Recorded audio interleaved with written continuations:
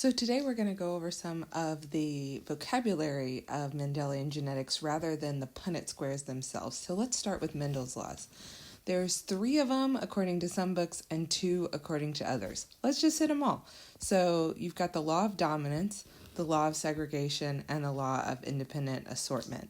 So dominance speaks to the fact that there are 2 variants and in each individual if they are heterozygous. And in that case, only one is visible when purebreds are crossed. And so that assures that they would be heterozygous.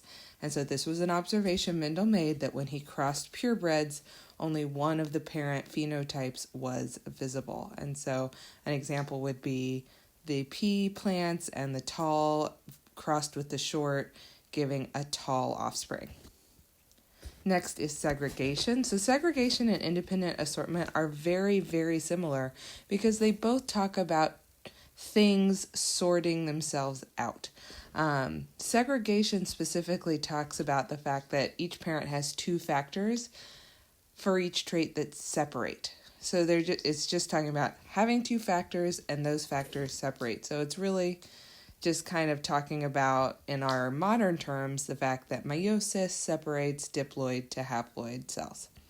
Independent assortment, that law, is really discussing what happens during anaphase 1 of meiosis and the fact that each of those sets of 2 factors for the different traits sort themselves independently of each other. So it's really building on segregation.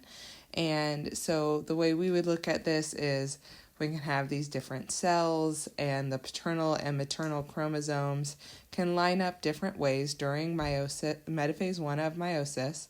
And so when they separate during anaphase, those offspring are going to get different combinations of the traits that were on those different chromosomes. And so that is the Mendelian observation and law and our kind of modern understanding of it. Next up, I want to talk about this gene to trait relationship. And so we've talked about the central dogma of genetics, how DNA makes RNA makes protein. Let's build on that. So let's talk about the fact that those proteins all have an action, and the action of the protein gives you the trait. Now, this is building on the central dogma of genetics, but it's still pretty oversimplified. So just stick with me here. Those proteins can also activate genes. And let's talk specifically about enzymes. That word popped up a little too early. So those enzymes, let's just look at a couple examples. Like the lactase enzyme, that aids in milk digestion. It was actually, most people, that gene turns off around the age of 4. And so another protein is involved in keeping that gene on. And that's a mutation. Lactose intolerance was actually like the base human way that things were. But this mutation to keep the gene turned on was really, really beneficial in populations that raised cattle or things where they were drinking raw milk. They weren't curing the milk. They weren't aging the milk into cheese. And so you tend to see a lot less lactose intolerance in people that came from those cultures earlier on. Another cool example, so that's an advantage. So the gene is basically overactive and turned on longer than it should be, and it gives us a beneficial mutation. In the case of the FGFR3 gene, that's involved in bone production and bone maintenance, and I don't know a lot of the details of the actions of this gene, but I do know that when it is overactive, what you see is achondroplasia, or what we know as short-limbed dwarfism. So 2 examples where the proteins that are involved in turning on other genes are actually giving us mutations and different traits, different phenotypes that we now see in the human population. Now, in other cases, it's a little more straightforward. That protein is made, and that protein goes out and just does something. And in this case, it becomes a cell surface marker. So let's look at the ABO blood system in humans. And so we're looking at 4 different ways red blood cells can look in humans. And so you have the first, which is caused by 2 different genotypes, homozygous dominant for A or heterozygous for A and O. This cell is the same, only for B. But if you have both proteins present on the cell surface, you have to have an AB genotype. And if you have no proteins on the cell surface, you have to have a homozygous O genotype. And sometimes this is drawn capital I with the A's and the B's and the O's, or just a lowercase I in place of the O. But I think that might be for immunoglobulin, which would have been the antibodies that they used to detect blood types. But a lot of the examples now just use the capital A's, B's, and lowercase O's. So that's a little aside. So looking at the ABO blood system, there's a couple of vocabulary words at play here as well. And so that is an example of both multiple alleles and CoDominance. And so for multiple alleles, we're talking about the entire ABO blood system. And we're looking at the variance in the human population. So there are more than 2 variations of the allele in the population. So there's one for no surface marker, and there's one for the A shape and the B shape. CoDominance, in that case, we're just looking at the AB genotype. So only the AB genotype shows CoDominance, and it's because both of those gene variants are fully present on the cell surface. There's no blending. There's no like AB combo protein. One gene makes the A protein, and it goes through the endomembrane system and gets put on the cell surface, and another gene on another chromosome inherited from a different parent makes the B protein, and that gets exported through the endomembrane system after being made to the cell surface. And so there's 2 different genes producing 2 different proteins, and they go directly to the cell surface. There's no time for their action to kind of blend where you might see incomplete dominance.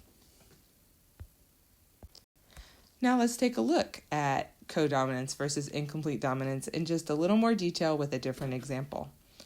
So it's really all about the phenotype. So in both cases, you have a heterozygous condition, you have 2 different chromosomes with 2 different gene variants, and they're both making their proteins. So they get turned on at the same time, they make their different proteins, and how those proteins end up showing in the phenotype is whether we, call them CoDominance or incomplete dominance. We're just categorizing what we see in the world. So let's look at an example where we have 2 allele variants, A and A prime. A is for brown and A prime is for cream color. And we have these 3 very cute puppies, and 2 of them look brown from far away, but if you get up close, they kind of look tan from far away. One, all the hairs are tan. And in one, you've got brown and cream hairs mixed in so nicely together that you can't tell a difference from far away. And then our third puppy is going to have spots. And so very clearly it has creamy sections and dark brown colored sections. And so all of these puppies are A prime, they're heterozygous. And in each case, we've got something a little different going on. But these 2 puppies that show both dark brown and cream colored hairs, they are CoDominant. So some hairs are getting pigmented with one gene and some are getting pigmented with the other.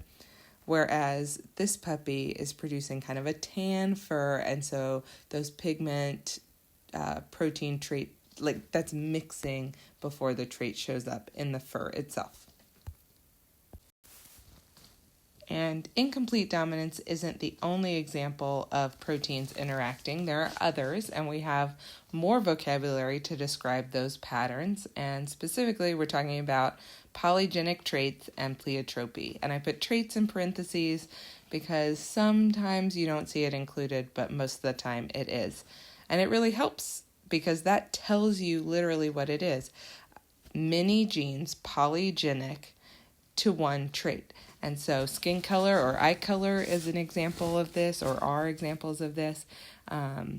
Each protein product from these different genes ends up adding to an overall phenotype. And so for skin color, the more genes you have for darker pigment overall, I think 6 different gene locations, the darker your skin is going to be.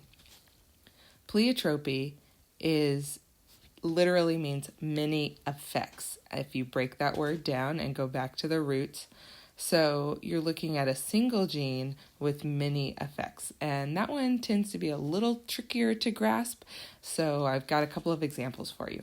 So example 1, there is in humans, we can synthesize amino acids from the essential amino acids. And so tyrosine is an example of an amino acid we would synthesize if we needed more of it. And tyrosine affects metabolism in a wide variety of ways, and it's also used to make neurotransmitters like dopamine. So you can kind of get a sense of the wide-ranging effects you would have if you're messing with something that needs to be used for metabolism or neurotransmitters. So this is kind of example. Some say this would be secondary pleiotropy. That's not a term you need to worry about. But a lot of our human examples are, a gene affects one thing, and then there's ripple effects from that one trait changing. And so it's kind of indirect pleiotropy. There is a direct example going back to Mendels' peas. So the seed coat colors that he traced, he recognized back then that anytime there was a colored seed coat, like a purple seed coat, they would also have purple flowers and purple axils, like where the leaves attach to the stem. So that was one gene for seed coat color that had all these different effects, or you could think of it as one gene for all 3 of those things. But that's pleiotropy. And a lot of our lethal genes are lethal because of their pleiotropic effects. So you've got 2 forms of lethal genes, and these are not going to surprise you. You could probably guess they are recessive and dominant. If you have to break things down in this unit into 2 categories, that is often going to be the case, recessive and dominant. There are a variety of recessive lethal disorders. Tay-Sachs, sickle cell anemia, and cystic fibrosis are the common ones. We don't have a lot of time to get into the details of any of those disorders, but they're very, very widely written about on the internet. You can find, there's a genetics resource from the National Library of Medicine that details all of these disorders. But just looking at lifespan, they vary, and especially for things like sickle cell anemia and cystic fibrosis, the treatments are really helping to extend those lifespans past, the teens and 20s, where people may not have had a chance to have children with these disorders before modern medical treatment. Now they could, but may choose not to because they know they're going to pass that allele on. There is a dominant form, and you might think, but it's lethal. How can we have these dominant forms still exist in the population? Well, Huntington's disease doesn't generally start to affect people until they're in their 20s, 30s, 40s, or 50s. And then the lethal effect of this disorder comes, I think, about 10 to 15 years after the onset. So you may have children and pass that gene on, and all you need is one lethal copy of the gene to also develop the disorder yourself. And so it's a really horrible disease. It's horrible to think that someone would have to watch their parent die of it knowing that they have a 50-50 chance of having inherited that disorder themselves. So those are some examples of lethal genes. So really, anytime a gene could cause death, or does reduce lifespan, we would term it a lethal gene. But the agouti mice are the classic example from early genetics experiments. So that's a lot of our vocabulary in a very short amount of time. So look back, review what you need to, but I hope you learned some things. I hope this cleared things up. See you soon.